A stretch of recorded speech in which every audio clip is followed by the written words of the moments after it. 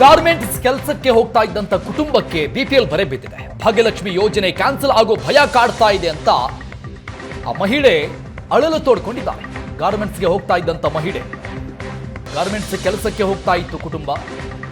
BPL card ರದ್ದು, ನಮ್ಮ ಮಗಳಿಗೆ ಭಾಗ್ಯಲಕ್ಷ್ಮಿ ಯೋಜನೆ ಮಾಡಿಸಬೇಕಾಗಿತ್ತು.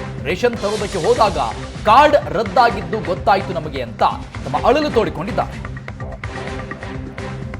ರೇಷನ್ ಕಾರ್ಡ್ ರದ್ದಾಗಿದೆ ಸರ್. ಹೋಸತಿ ಡಿಪೋಗೆ ಹೋದಾಗ್ಲೇ ನಮ್ಗೆ ಗೊತ್ತಾಗಿದ್ದು, ಅಲ್ಲಿವರೆಗೂ ನಮ್ಗೆ ಗೊತ್ತಿರ್ಲಿಲ್ಲ. ಅಲ್ಲೋಗಿ ಡಿಪೋದಾರ ಕೇಳಿದ್ಕೆ ಇಲ್ಲಿ ನಮ್ಗೆ ಇದಾರೆ ಇದು ಅಲ್ಲೋಗಿ ಕಂದಾಯ ಭವನಕ್ಕೆ ಹೋಗಿ ನೀವು ಒಂದ್ಸತಿ ಅಲ್ಲಿ ಕೇಳಿ ಅಂತ ಅಂದ್ರು ಡಿಪೋದವರು.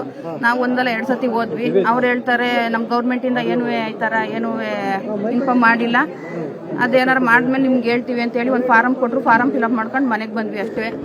ಅದ್ ಬಿಟ್ರೆ ಯಾರು ಮನೆ ಹತ್ರ ಬಂದು ಏನು ಈ ತರ ಇದಾಗೈತಲ್ಲ ಏನು ಅಂತ ಏನು ಕೇಳಕ್ಕೆ ಬಂದಿಲ್ಲ.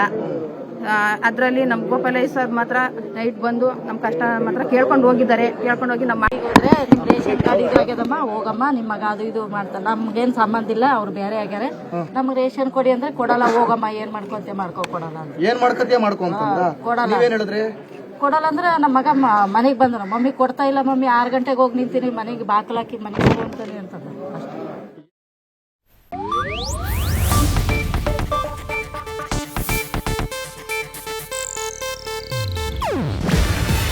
ಇದು ಏಷ್ಯಾನೆಟ್ ನ್ಯೂಸ್ ನೆಟ್ವರ್ಕ್ ಪ್ರಸ್ತುತಿ. ನೀವು ನೋಡ್ತಿದ್ದೀರಾ ಏಷ್ಯಾನೆಟ್ ಸುವರ್ಣ ನ್ಯೂಸ್.